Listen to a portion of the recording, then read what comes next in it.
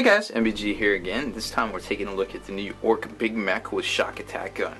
This is the plastic reworked version and I guess digitally enhanced and remastered version of the Orc Big Mech, who is originally came out in pewter and then subsequently in fine cast. And while the detail was greater, you can do cool things like, you know, have these little whirly globe thingies and have, you know, little snotlings like feet twisting up into the Hoover bits here on the vacuum apparatus of the actual Big Mech itself.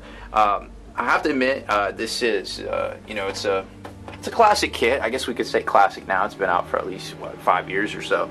But I was a little disappointed when I opened it up and I just saw one little sprue here, which is basically like a glorified clam pack, so to speak.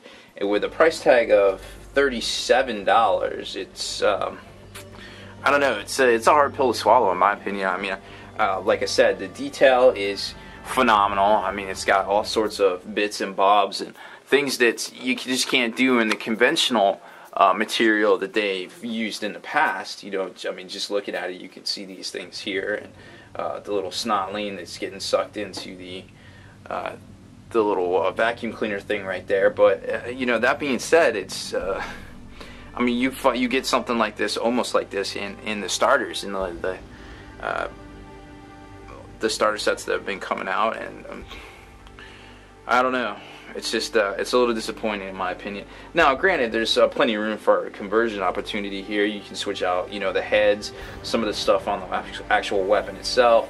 You've got a little backpack here that you could use for different things as well. So, you know, while it is, in my opinion, a little overpriced, it's still got a little bit of value as far as that goes. So at least if you do pick up a couple of these guys, you know, they won't all look the same, so to speak. But, you know, that aside, it's like I said, it's just it's a neat looking kit, but it's very difficult to, I guess, wrap my head around the price point on this one. But here it is, and we've got it in plastic, and hey, you know, it might actually stay together, which is definitely a departure from last time with the pewter one, as well as the fine cast one. So not too much else to show on this guy, I guess. So we're gonna check out the new Orc Big Mech Gun kit next.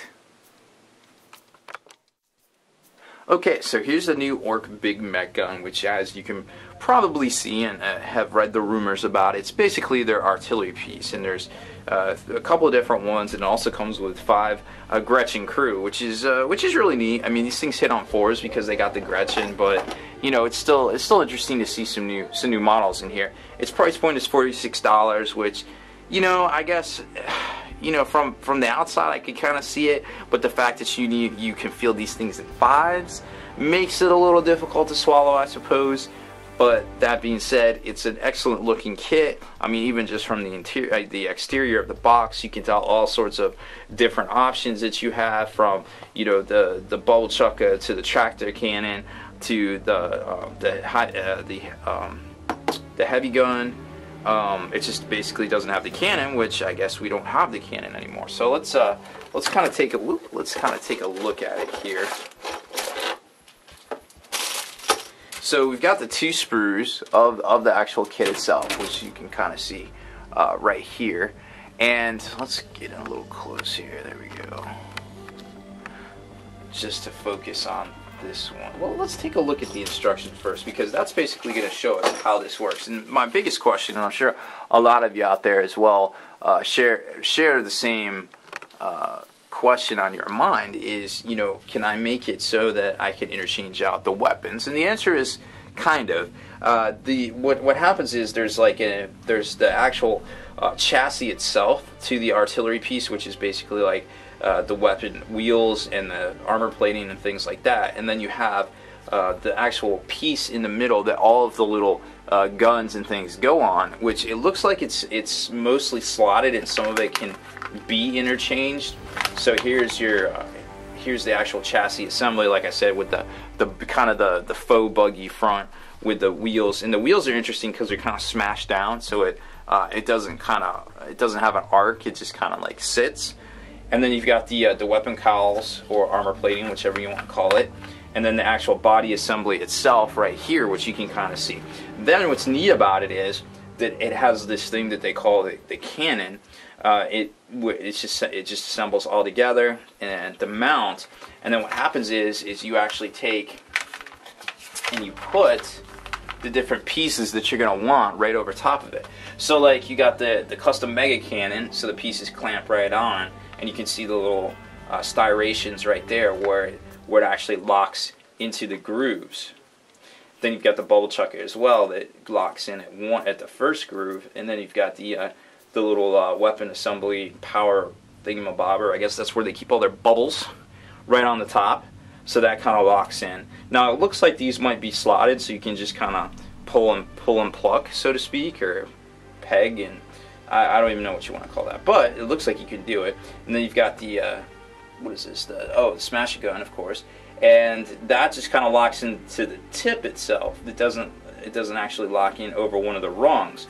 So it's very interesting to see how it all goes together. And of course, you got the last one, the tractor cannon, which everyone's talking about. And I really like this neat little like projecta array, which they kind of got going on right here, where it assembles and then kind of locks in. So that'll be a trickier one to do. And then it's got the thing that actually goes on the front, the focusing projector bit doodad thing onto the front. So that one might be the most trickiest of all four of them to make it interchangeable. But like I said, this weapon assembly itself just kind of locks into the armor plate. So if you don't glue that down, theoretically you can just lock it in. You can switch out the top parts and some of the little guns themselves, which if you use small enough magnets, I don't see why you couldn't make that work. Or if you cut off some of the shaft, the actual weapon, the cannon shaft, you might be able to make it so that they lock on, using magnets as well, but some of them lock onto the second rung, some of them lock onto the first rung, and I think that last weapon locked onto just the tip, so to speak, of the cannon bit itself. So that's kind of interesting.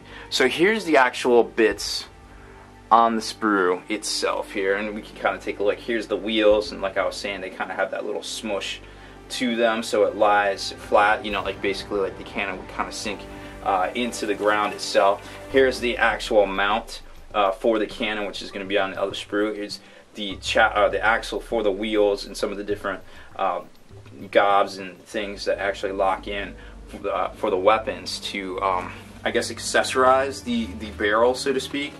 And then, of course, you've got one of the the custom mega cannon right here, which is actually way bigger than I originally imagined. I mean, you can kind of tell from my fingertip. That's a rather large bit. I mean, that's almost the size of a normal Space Marine right there, and that goes right on the end of the gun. And then you've got some of the Orc grot pieces also as well. Their arms and things like that too. So very interesting. Then we kick over to, what is it? This guy right here, which you're going to see the cannon, and like I was saying, here's the different rungs for how the weapon tips, the weapons themselves, weapon ends, mount onto it. And then you got the bubble chucker parts. Then you've got, what is it? The cannon parts, tractor cannon, and where's the projector array? Oh, there's a little the projector array too that I kind of coined there as well for the tractor cannon. And where's, oh, there it is. So this is the tractor cannon assembly. So you got the little bits that go on the very end right there, and then you've got the custom shoot, what is it, the smash gun right here. So you got that, and then that goes on top, and then you've got more of the grots and all the paneling and things for them to sit on. You got the grot holding the wire. Get the wire. And that's pretty much it. Just lots of cool bits, man. I wish they had some of this stuff out in the past, because there's some pretty neat things on here. Hopefully, maybe we'll see a new buggy model, because you could kind of use a lot of this stuff, and if it's already designed up in CAD, you could kind of drag and drop it into making a new design, hopefully. So I don't know, just my 2 cents there. I wouldn't mind seeing it. So that's it for this one, guys. I hope you enjoyed the new Orc kits. They are releasing, what is it, 21st of June 2014. I guess next week we'll be seeing the Codex along with some of the HQ choices. And from what you could gather from the White Dwarf this week too, we'll see the Mega Knobs the following week in January, or actually July. Wow, it's going to be July 4th weekend when they come out. That's going to be interesting. It never stops. But that's why we love it. Alright, that's it for this one, guys. Make sure you stay in the trenches, subscribe to this YouTube channel, check out the blog, SpikeyBitsblog.com, and listen to our podcast, ForgeNarrative.com.